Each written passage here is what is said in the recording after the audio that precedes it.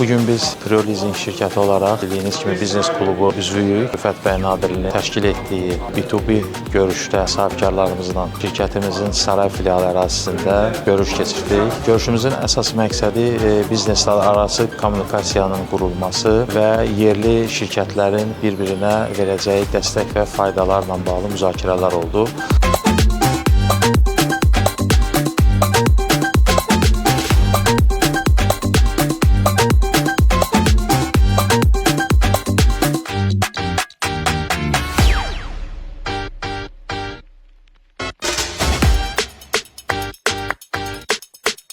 Biz bugün biznes mərkəzi klubu olaraq 40-a yaxın sahibkar dostlarımızla, rəhbər şəxslərlə Prior Leasingimizin saray filialına gəldik. Həqiqətən də çox xoş oldu.